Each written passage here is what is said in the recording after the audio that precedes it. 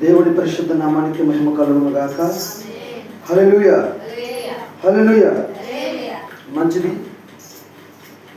దేవుడిని మనం కొంతసేపు పాటలతోనూ, కొంతసేపు ప్రార్థనతోనూ దేవుడిని స్తుతించాము, దేవుడిని మహిమపరిచాము. అయితే కొంత సమయం మన బ్రతుకులను మార్చే వాక్యానికి సమయం ఇవ్వాలని క్రీస్తు పేరిట మీకు అందరికీ మనం చేస్తూ ఉన్నాను. వాక్యానుసారంగా మనము బ్రతకాలి గనక అటువంటి వాక్యము దేవుడే మనతో మాట్లాడతారు కనుక అటువంటి సమయానికి కూడా మనము సమయాన్ని కేటాయించాలి. దేవుని పరిశుద్ధ నామానికి మహిమ కలుగును గాక. హల్లెలూయా. మనము గుడ్ ఫ్రైడే కొరకు 40 రోజుల ఉపవాస దినములు మనం ఏర్పాటు చేసుకున్నాం. ఈ 40 దినములలో ఉపవాస రోజులలో ఇది చివరి రోజు కంటే ముందు రోజు, అంటే 39వ రోజు. రేపటితో 40 రోజులు పూర్తయిపోతాయి. దేవుని ఆశీర్వాదం కూడా తీసుకుందాం. ప్రియమైనటువంటి సహోదరి, ప్రియమైనటువంటి సహోదరుడా, ఈ 39 రోజులు కూడా మనల్ని దేవుడు తన లెక్కలో సజీవులుగా ఉంచాడు. దేవుడి పరిశుద్ధ నామానికి మహిమ కలుగును గాక. హల్లెలూయా.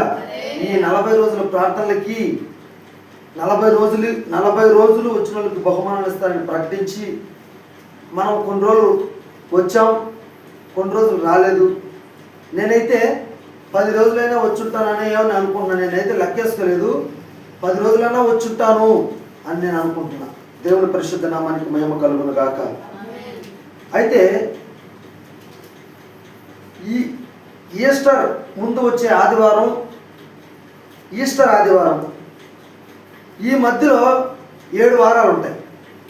ఈ 7 వారాలు కూడా పరిశుద్ధమైన వారాలే. దేవుని పరిశుద్ధ నామానికి మహిమ కలుగును గాక. యేసు ప్రభు ఈస్టర్ ముందు ఆదివారం రోజు యెరూషలేముకి వస్తాడు. అయితే యేసు ప్రభువుని వాళ్ళు ఆహ్వానిస్తారు. దాన్ని మనము మట్టల ఆదివారం అంటాం. ఆహ్వానిస్తాం దేవుణ్ణి. మన జీవితాల్లో ఆయన్ని మనము ఆహ్వానించాలి. దేవుని పరిశుద్ధ నామానికి మహిమ కలుగును గాక. హల్లెలూయా. అయితే ఈ ఆదివారం నుంచి ఈ ఆదివారం వరకు 7 వారాలు ఉంటాయి. ఈ 7 వారాలు సోమవారము, మంగళవారము, బుధవారము, గురువారము, శుక్రవారము, శనివారము, ఈ ఆదివారము, ఈ 7 వారాలు కూడా పరిశుద్ధ వారాలే. దేవుని పరిశుద్ధ నామానికి మహిమ కలుగును గాక. ఈ 7 రోజులు చాలా ప్రాముఖ్యమైన రోజులు. ఈ 7 రోజులు క్రైస్తవులు గుర్తుపెట్టుకోవాల్సిన రోజులు. మిగతా రోజులు గుర్తుపెట్టుకోవాల్సిన రోజులు కాదా అంటే అవి కూడా గుర్తుపెట్టుకోవాల్సిన రోజులే. కానీ ఎక్కువగా గుర్తుపెట్టుకోవాల్సిన రోజులు ఈ 7 రోజులు. ఈ 7 రోజుల్లో ప్రాముఖ్యమైన రోజు ఈ రోజు. ఈ 7 రోజుల్లో ప్రాముఖ్యమైన రోజు ఈ రోజు. ఈరోజు ఏం రోజు అంటే గురువారం, పరిశుద్ధ గురువారము. యేసుక్రీస్తు యెహోవా దేవుడు 2026 సంవత్సరముల క్రితం మానవ అవతారిగా ఈ భూమి మీదకి వచ్చాడు. యేసు ప్రభు పరలోకాన్ని విడిచి 2026 సంవత్సరముల క్రితం మానవుడిగా, అనగా మన రూపంలో ఈ భూమి మీదకి ఆయన వచ్చాడు. ఆయన వచ్చి తన ప్రాణాన్ని త్యాగం చేశాడు. అయితే ఆయన వచ్చి 33.5 సంవత్సరం జీవించాడు. 33.5 సంవత్సరం ఆయన జీవించాడు. 3.5 సంవత్సరం ఆయన సేవ చేశాడు. ఈ 3.5 సంవత్సరం ఆయన సేవ చేసిన రోజుల్లో యేసు ప్రభువుకి 2026 సంవత్సరముల క్రితం యేసు ప్రభువుకి చివరి రోజు ఈరోజు. ఆయన ప్రసంగాలకి చివరి రోజు. ఆయన్ని ఎవరైనా చూడాలనుకున్నా కూడా చివరి రోజే. అనగా మానవునిగా మనిషిగా యేసు ప్రభువుని ఆ రోజుల్లో 2026 సంవత్సరముల క్రితం మనిషిగా చూడాలన్నా ఈ రోజే చివరి రోజు. అందుకే నేను చాలా ప్రాముఖ్యమైన రోజు అని ఈరోజు నేను మీకు ప్రకటిస్తా ఉన్నా. దేవుని పరిశుద్ధ నామానికి మహిమ కలుగును గాక. హల్లెలూయా. నేను సాయంత్రం 5 గంటలకు 6 గంటలకు అనుకుంటా ఒక చిన్న మాటని, అంటే ఒక చిన్న స్టేటస్ని నేను వదిలే మన గ్రూప్లో, నా సెల్ రికార్డింగ్లో ఉంది అది. దాంట్లో ఒక మాట ఉంది, మీకు ఓపెన్ చేస్తే ఒకసారి చదువుతారని మనం చేస్తామన్నా. నేను పెట్టే ఒక మాటని, మనం లోకంలో ఎలా ఉన్నామో ఒక భక్తుడు చెప్తా ఉన్నాడు. నాకు భలే నా మనసుకి తగిలింది ఆ మాట. నా ఫోన్ రికార్డ్ అవుతా ఉంది, మీ ఫోన్లో మన గ్రూప్ని ఓపెన్ చేయండి. ఆ మాటని నేను ఒకసారి మీరు చదవాలని నేను కోరుకుంటా ఉన్నా. ఒకసారి చదవాలని. మన జీవితంలో ప్రార్థన ఉంటుంది, మన జీవితంలో పాటలు పాడతాము, మన జీవితంలో కూడికలు ఉంటాయి, మన జీవితంలో ఉపవాస ప్రార్థనలు ఉంటాయి, మన జీవితంలో ఆ కూడికలు అనగా మీటింగ్స్ పెట్టుకుంటూ ఉంటాం కదా మనం. ఇవన్నీ ఉంటాయంట, కానీ ఒక్కటే ఉండదంట. ఏముండదంట? దేవుని వాక్యానుసారంగా మనం జీవించడం లేదంట. నిజం. చాలామంది క్రైస్తవులు చేస్తున్న పని ఇదే. వాడి పేరుకి క్రైస్తవుడు మాత్రమే, కానీ వాడు వాక్యానుసారంగా జీవించడం లేదు. ప్రియమైనటువంటి సహోదరి, ప్రియమైనటువంటి సహోదరుడా, దేవుని వాక్యానుసారంగా జీవిస్తే, దేవుడు ఎలా చెప్పాడో అలాగే నువ్వు జీవిస్తే నిన్ను ఎవ్వడు కదల్చలేడు. దేవుని పరిశుద్ధ నామానికి మహిమ కలుగును గాక. హల్లెలూయా, హల్లెలూయా. రండి, బైబిల్ గ్రంథంలో నుంచి దేవుడు మనకి ఏమని చెప్పాడు, మనల్ని ఏమని చేయమని చెప్పాడు. ఈ గురువారం 2026 సంవత్సరముల క్రితం ఈ పరిశుద్ధ గురువారం రోజు తన శిష్యులతో ఏమని చెప్పాడు, అనగా మనతో ఏమని చెప్పాడు, మనతో ఏమని తన శిష్యులతో ఏమని మాట్లాడాడు. రండి చూపిస్తాను. మొదటి కొరింథీయులకు పత్రిక 11వ అధ్యాయములోని 23, 24, 25. 23, 24, 25 నేను చదువుతాను, జాగ్రత్తగా గమనించండి. నేను మీకు అప్పగించిన దానిని ప్రభువు వలన పొంది తిని, ప్రభువు అయిన యేసు తాను అప్పగించబడిన రాత్రి ఒక రొట్టెని ఎత్తుకొని కృతజ్ఞతాస్తుతులు చెల్లించి దానిని విరిచి, ఇది మీ కొరకైన నా శరీరం, నన్ను జ్ఞాపకం చేసుకున్నట్టుకై దీన్ని చేయుడని చెప్పాను. ఆ ప్రకారమే భోజనమైన పిమ్మట ఆయన పాత్ర ఎత్తుకుని, ఈ పాత్ర నా రక్తము వలన అయిన కొత్త నిబంధన, మీరు దీనిలోనిది త్రాగునప్పుడల్లా నన్ను జ్ఞాపకము చేసుకున్నట్టుకై దీనిని చేయుడని చెప్పాను. దేవుని పరిశుద్ధ నామానికి మహిమ కలుగును గాక. దేవుడు అప్పగించబడ్డాడు అంటే, దేవుని సిలువేసింది ఎప్పుడు అంటే శుక్రవారం. అప్పగించబడిన రాత్రి అంటే ఈరోజే. దేవుణ్ణి యేసు ప్రభువుని సిలువ వేసింది శుక్రవారం. 9 గంటల నుంచి ఆయన సిలువ వేస్తే 3 గంటలకు ఆయన ప్రాణాన్ని సిలువలో విడిచాడు. అంటే బైబిల్ గ్రంథంలో ఉంది, అపోస్తలుడైన పౌలు మనకు తెలియజేస్తూ ఉన్నాడు, దేవుడు అప్పగించబడిన రాత్రి అంటే అది ఈరోజే, ఈ సమయమే. ఈ సమయంలో ఆయన ఏమని చెప్పాడంటే, ఒక పాత్రను ఎత్తుకొని, ఒక రొట్టె ముక్కని ఎత్తుకొని, ఇది కొత్త నిబంధన, ఇది నా రక్తము, ఇది నా శరీరము. ఒక రొట్టె ముక్కని ఎత్తుకొని కృతజ్ఞతాస్తుతులు చెల్లించి, ఇది నా శరీరం, దీన్ని మీరు త్రాగండి, దీన్ని మీరు తినండి, దీన్ని మీరు తినండి, దీన్ని మీరు త్రాగండి. దీన్ని తినడం, దీన్ని త్రాగడం మాత్రమే కాదు, నేను వచ్చే వరకు నన్ను జ్ఞాపకం చేసుకోండి. దేవుని పరిశుద్ధ నామానికి మహిమ కలుగును గాక. హల్లెలూయా. ప్రియమైనటువంటి సహోదరి, ప్రియమైనటువంటి సహోదరుడా, ఎంతో మంది క్రైస్తవులు, ఎంతో మంది మనుషులు యేసు ప్రభుని నమ్ముకుంటున్నారే కానీ వాక్యానుసారంగా ఎవరూ కూడా జీవించడం లేదు. కొంతమంది వాక్యానుసారంగా జీవించాలని, కొంతమంది వాక్యానుసారంగా ఉండాలని దేవుని విడిచిపెట్టేసిన వాళ్ళు చాలా మంది ఈ లోకంలో ఉన్నారు. వాక్యానుసారంగా బ్రతకలేక, వాక్యానుసారంగా జీవించలేక, వాక్యానుసారంగా ఉండలేక దేవుని విడిచిపెట్టే వ్యక్తులు చాలా మంది ఈ లోకంలో ఉండకపోలేదు. దేవుని పరిశుద్ధ నామానికి మహిమ కలుగును గాక.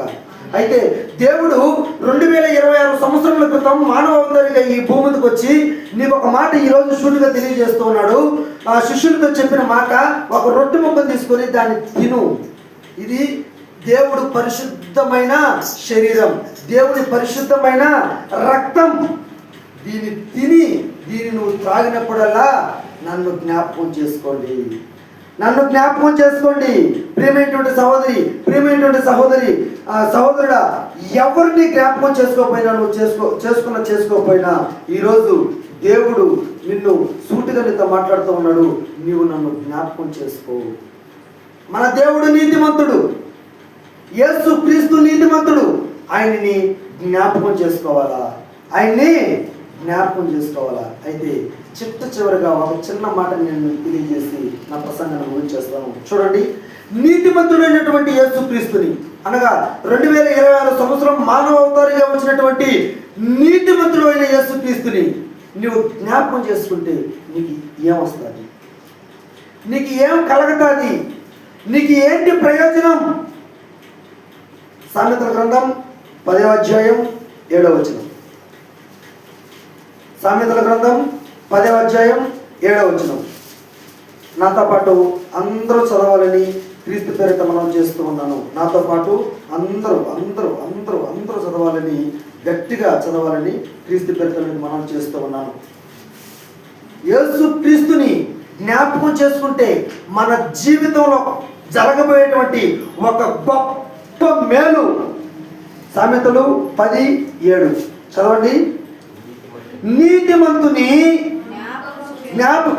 నేను చెప్పిన తర్వాత చెప్పండి. నీతిమంతుని జ్ఞాపకము చేసుకొనుట ఆశీర్వాదకరమగును. నీతిమంతుని జ్ఞాపకము చేసుకొనుట ఆశీర్వాదకరమగును. చివరిసారిగా, నీతిమంతుని జ్ఞాపకము చేసుకొనుట ఆశీర్వాదకరమగును. దేవుడు పరిశుద్ధ నామానికి మహిమ కలుగునగాక. ప్రియమైనటువంటి సహోదరి, ప్రియమైనటువంటి సహోదరుడా, ఈ పరిశుద్ధ శుక్రవారం రోజు, అనగా దేవుడిని అప్పగించబడిన రోజు ఇదే. అయితే దేవుణ్ణి నువ్వు జ్ఞాపకం చేసుకుంటే, అనగా మానవుడిగా వచ్చిన ఆ మనిషిని నువ్వు జ్ఞాపకం చేసుకుంటే నీవు ఆశీర్వాదకరముగా ఉంటావు. అటువంటి మహాకృప భాగ్యము మీకును మీ కుటుంబ సభ్యులందరికీ కలుగును గాక. ఆమేన్. తరలించండి, ప్రార్థన చేసుకుందాం. మహాపరిశుద్ధుడు అయిన తండ్రి, ప్రేమస్వరూపి, మీకు స్తోత్రాలు నాయనా, మీకు వందనాలు అయ్యా.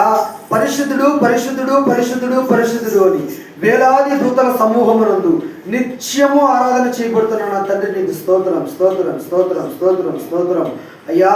ఎక్కడైతే 2-3 కూర్చొని నాయనా అయ్యా నా నామం ప్రచురిస్తారో వారి మధ్యన నేను ఉంటానని వాగ్దానం చేసిన దేవుడానికి స్తోత్రం అయ్యా. మా మధ్యన మీరు ఉన్నారని, మా మధ్యన మీరు సంచరిస్తూ ఉన్నారని మేము ఎరుగుదుము, మేము నమ్ముదుము తండ్రి. అయ్యా, ఇదిగో నాయన 40 రోజుల ఉపవాస దినములలో మేము గడుపుచూ ఉన్నాం, అనగా చివరి రోజు ముందు రోజులో మేము ఉన్నాం నాయన, అనగా 39వ రోజులో మేము ఉన్నాం తండ్రి. ఇంతవరకు కూడా మమ్మల్ని సజీవుల లెక్కలో ఉంచినందుకు నీకు స్తోత్రాలు, మీకు వందనాలు నాయన. అయ్యా, ఇదిగో నా తండ్రి, ఈ కూటములకు వచ్చిన, ఈ ఆరాధనకు వచ్చిన ఎవరెవరైతే ఈ మాటలు విన్న ప్రతి బిడ్డని ఆశీర్వదించమని అడుగుతా ఉన్నాను దేవుడానికి స్తోత్రం అయ్యా. 2026 సంవత్సరముల క్రితం మానవ అవతారిగా మీరు ఈ భూమి మీదకి వచ్చి మాకు ఒక మాటని తెలియజేశారు, మీ శిష్యులకు ఒక మాటని తెలియజేశారు. మీరు అప్పగించబడిన రాత్రి ఒక రొట్టె ముక్కని ఎత్తుకొని అయ్యా నాయన, ఆ ద్రాక్ష రసమును ఎత్తుకొని, రొట్టె ముక్కని ఎత్తుకొని, ఇది నా శరీరము, ద్రాక్ష రసము తీసుకుని ఇది నా రక్తము, దీన్ని త్రాగండి, దీన్ని తాగేటప్పుడల్లా నన్ను జ్ఞాపకం చేసుకోమని మంచి మాటని మాకు తెలియజేశారు. దేవుడానికి స్తోత్రం, మీకు వందనాలు నాయన. అయ్యా, ఇదిగో నా తండ్రి, మిమ్మల్ని జ్ఞాపకం చేసుకున్న వాళ్ళు, మిమ్మల్ని జ్ఞాపకం చేసుకున్న వారు ఆశీర్వాదకరముగా ఉంటారని బైబిల్ లెక్కన సెలవిస్తూ ఉన్నాయి. ప్రతి బిడ్డని దీవించండి, ప్రతి బిడ్డని ఆశీర్వదించండి అయ్యా. అనారోగ్య సమస్యల్లో ఉన్నటువంటి ప్రతి బిడ్డని కూడా నీ గాయపడిన హస్తంతో తాకండి, ముట్టండి ప్రభువా, స్వస్థతనియండి దేవుడానికి స్తోత్రం అయ్యా. రేపు జరగబోయేటువంటి గుడ్ ఫ్రైడే ఆరాధన అయ్యా, ఆదివారం జరగబోయేటువంటి అయ్యా ఈస్టర్ ఆరాధన, ఈ ఆరాధనలు అన్నీ కూడా జయప్రదముగా జరిగించమని నాయన మిమ్మల్ని బ్రతిమలాడుకుంటూ ఉన్నాను. దేవుడానికి స్తోత్రం.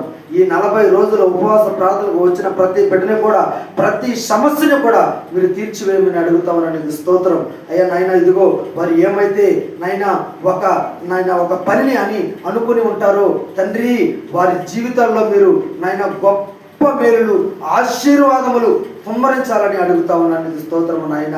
అయ్యా ఇదిగో ఇంతవరకు కూడా మీ కృప మా పైన ఉంచారు, ఇక మీదట కూడా మీ కృప మా పైన ఉంచండి. నీ రాకడ వరకు నాయన మమ్మల్ని విడిచిపెట్టదు దేవుడా. మిమ్మల్ని మేము విడిచిపెట్టే వారముగా ఉండకుండా మాకు సహాయం చేయండి. సహాయం చేసే దేవుడు అని మేము నమ్ముతున్నాం. ఎంతో మంది మిమ్మల్ని నమ్ముకొని, ఎంతో మంది మీరు ఎరిగి, ఎంతో మంది మీ గురించి తెలుసుకుని కూడా మీకు దూరం అయిపోతూ ఉన్నారు నాయన. అయ్యా అటువంటి బిడ్డలందరినీ కూడా మళ్ళీ తిరిగి నీ దగ్గరికి రప్పించుకునేటువంటి శక్తి గల దేవుడు అని నేను నమ్ముతా ఉన్నాను తండ్రి. ప్రతి బిడ్డను కూడా దీవించండి, ప్రతి బిడ్డను కూడా ఆశీర్వదించమని నజరేయుడైన యేసుక్రీస్తు నామం పేరిట అడిగి వేడుకొనుచున్నాము తండ్రి. ఆమేన్.